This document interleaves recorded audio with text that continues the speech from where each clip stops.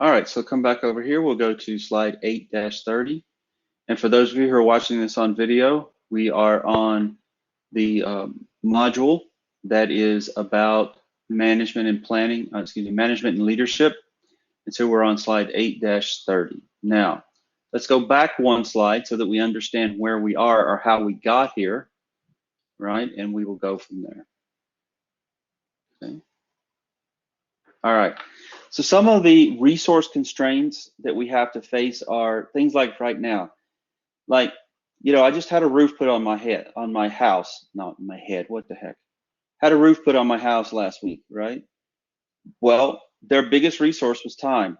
And so trying to schedule that around and getting everything done was a little bit of a pain in the tuchus because they had to figure out how they were going to do all of this in the midst of all the COVID-19 thing. And then at the end of the day, right, they simply came in, did what they had to do, and moved forward. They just kind of ignored the fact that we were in the middle of this health crisis. Well, because of that, the county inspector who came out to take a look didn't want to touch the permit forms because he thought it was covered with coronavirus. So I went out there and I sprayed the whole thing down with Lysol, put it in a Ziploc bag for him, and then put it back out there. He comes back out, he sees it, he does his thing and realizes, oh, it's not right. So it didn't pass inspection. Now, it didn't pass inspection simply because there was a piece of paper missing in the permit form. The roofers come out, they fix all of that, and then he's driving down the road, sees the roofers out messing with everything. He doesn't sign the permit because he doesn't want to catch coronavirus. And so he goes back to the thing and he says, yes, it passed, but without the signed permit form, the job is not complete. So we had to wait for him for 2 days. This was on a Friday, and we had to wait until this past Monday for him to go into the office, log it in, and sign it electronically. In the meantime, my insurance company is saying, if you don't get this done by April 1st, we're going to cancel your insurance. So we were able to get all of that done, but that time element that it took for that 48 hours over the weekend for him to get that done meant we almost missed my deadline for this, right? So again, when you're looking at resource constraints on your scheduling, remember that time is the most important resource. Let me say it one more time. Time is the most important resource, okay? All right, now, one of the ways that you can, quote unquote, make more time is a technique called splitting. And splitting is when you are able to utilize that resource a little bit better. Instead of having someone wait until one part of the thing is done before you move forward, you can say, okay, you have the first half of it done. We're going to start and we're going to split up your crew. And so the crew that would normally tear off the shingles, they don't have to sit down and wait. They can move on to the next phase of the job. And so what we do is we interrupt the activity to employ the resources on another activity, and then we return them back once they finished. Make sense? So you take the roofing crew, one of your resources, and you say, while we're waiting on the permit guy, let's go tear off this other roof because you don't have to have a permit to tear off. And then once he's done with his inspection, you can come back over and you can redo the roof, right? Okay, now this is really good when you have low startup and shutdown costs. It doesn't take you a lot of money to take the crew, put them in a truck, move them to the next job site, right?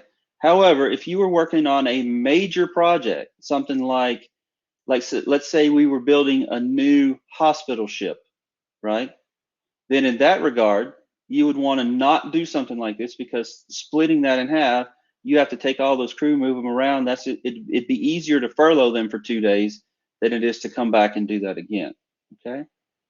Now, splitting is also one of the major reasons why projects fail to meet the schedule, because you end up having your crew all over everywhere, and as a result, you don't meet the deadlines that you meet. So here's the reason why. Let's take a look at this next diagram here, okay?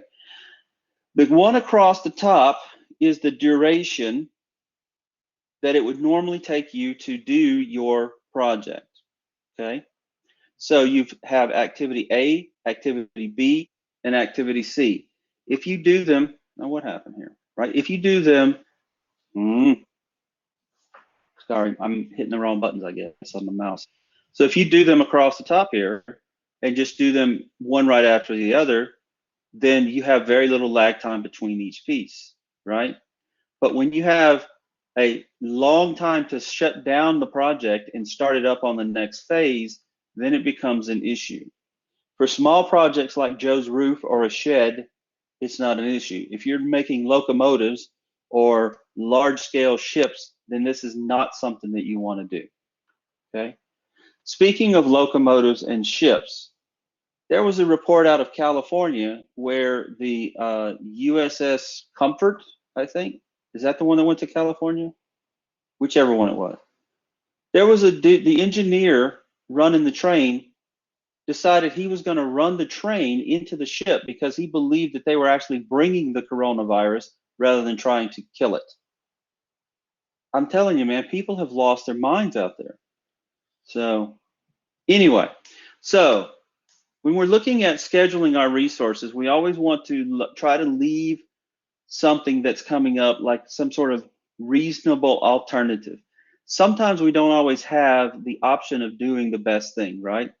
So we might have cost and time that we have to think about. Remember your triad where you have cost, time, and technical requirements. Well, if you increase the time, it's almost certainly going to increase the cost as well, right? And so there are times there.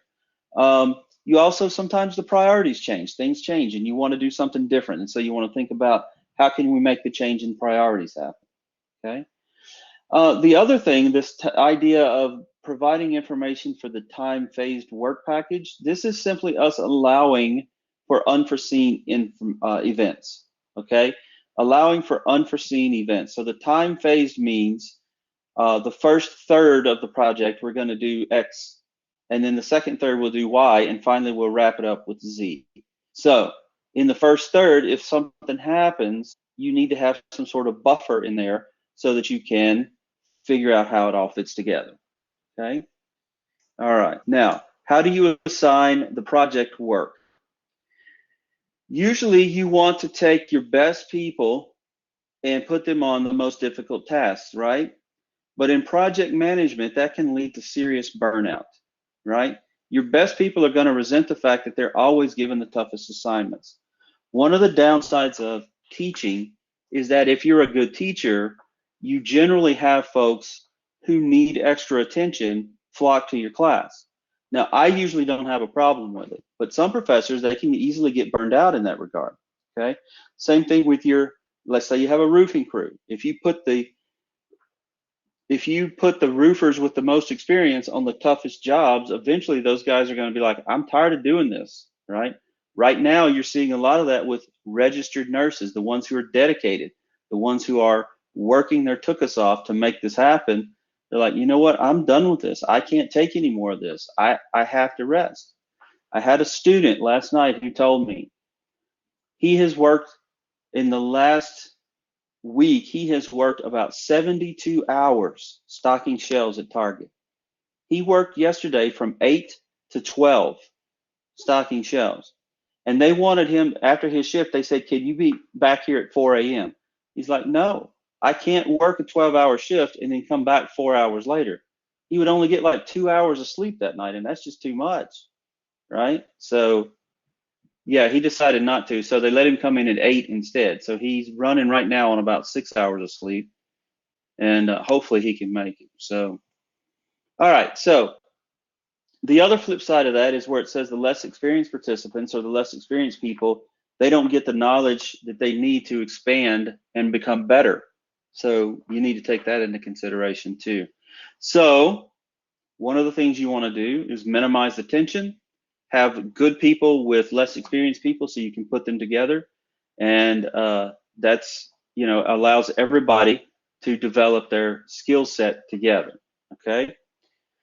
Now, the next thing we're going to look at is what happens if you're having multiple projects. Every single one of you is facing this right now, okay? You have multiple projects coming up. You have to figure out how you're going to do that. And you know that if if you take too much time for one part of that project, it's going to take and make a delay for the other part of the project. Sometimes you just don't have enough resources. You just don't have enough time in the day, right? And sometimes you have to figure out ways to counter the demand on your time. Like instead of trying to work on things while your brother or sister is underfoot, or when you're trying to do other things, you have to figure out how you're going to pull it all together. And this last idea on the slide here about resource bottlenecks, this is just like, look, I need to talk with my group, but we can't manage the time to get together. Right now, one of the biggest resource bottlenecks you have is you don't have access to all the full functionality of all the computer labs that we have at Lynn, right? You have your iPads, hopefully you took them with you, but not everybody has a full-blown computer. And so it makes it a little difficult to do some of the work you have to do, right? That's one resource. Another resource that we're facing as a country or as a nation right now is the N95 masks. We can't find enough of those. Respirators, we can't find enough of those. So in the midst of this project that we're trying to do where we minimize the number of casualties, we're running out of resources, right? So thankfully, the Russians came to our defense on that, right? They came to our rescue and they dropped off a big cargo plane full of materials in New York City yesterday. So I'm sure it's only a matter of time before the Democrats say that Trump is in collusion, and Trump says, no, it was Joe Biden who did it. So, you know, that's politics in America, right? All right, so let's look at the next one. What happens when you have multiple projects? Well, one of the things you can do is you can have, if you're a large-scale organization, you can create a project office to oversee everything, right? You don't have that option, okay? Another thing you can do is treat them on a first come, first served basis. Okay, look, I only have so many times in the day, right? Here's my amount of material that we can get done. Here's the line. I got to get some sleep, right? I got to give, you know, my significant other a little sugar every now and again. I don't have time for you. And so you're going to get this done on a first come, first served basis.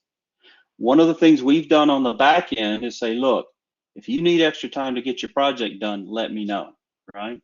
The third thing there doesn't really matter so much, right?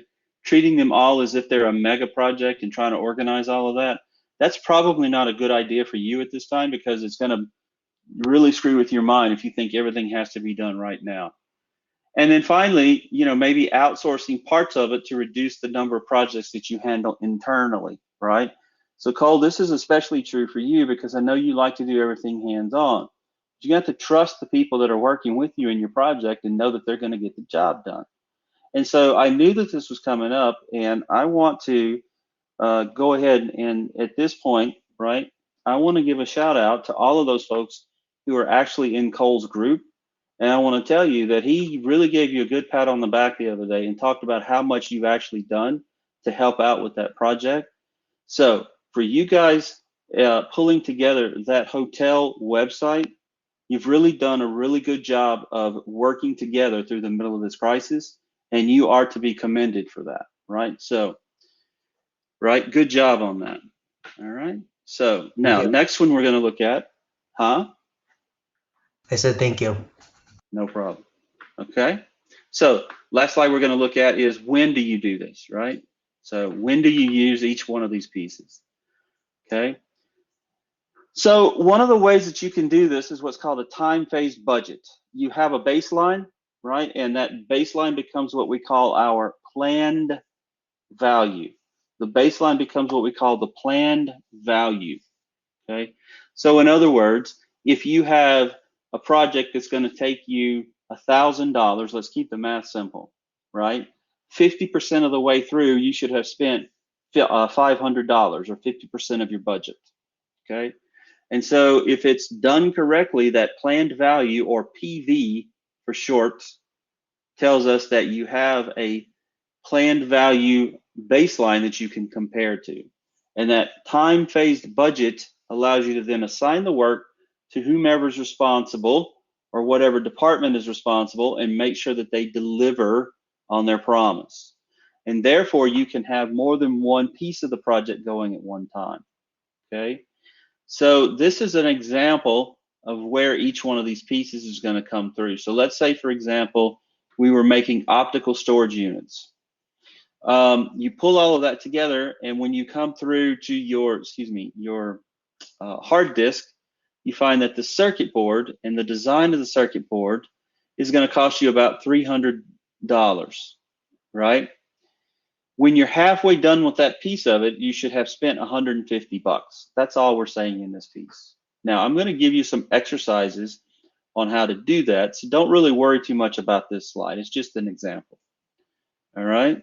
Okay, so here's an example of when you're looking at just the labor costs, right? And here's how it would all fit together into your network diagram. So we're going to take this network diagram.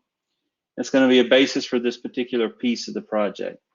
This cumulative baseline now tells us, as we're moving through each piece of the project, we have 14 weeks to completion. So we have weeks across the top, right? And at 14 weeks to completion, we should have about half of that project done. Now, I know that because this cumulative baseline budget tells me this is about how much percentage we're going to have on that particular piece. So at week 1, we've done about 5%. Week 2, we should have done about 12%, so on and so forth. By week 8, we should have approximately 30%, right? So we can then use that as a baseline to determine how each of the other pieces fit together. All right. Now, I don't want you to think too much about that. What I want you to do is take a break for the weekend, because on Tuesday, we're going to go over another slide, and then, or a couple of slide decks rather. And then we're going to come back and we're going to actually work some projects, like class projects, on how you determine whether you're on time or under budget. Okay. All right. So what do you need to know from this? Heuristics. Heuristics are rules of thumb, right? Leveling. This is when you take out the peaks and valleys. Planned value becomes your baseline. Resource constrained projects. This is when you have a limited amount of time or money or other resources, and you still have to try to get the project done. Resource smoothing is when you make sure that you have what you need when you need it, rather than waiting until after the fact so you waste time. Splitting is when you take pieces of the project and you put them on multiple projects. And then we have time constrained projects, which are probably the most important because you have to get them done ASAP. And the time phased budget baseline is simply a fancy way of saying we have some sort of baseline that we can look at, so that when we have a certain percentage of our completion done, we should make X amount of dollars. All right. Okay, so before I stop recording, do we have any questions about anything that we've covered in this particular lecture?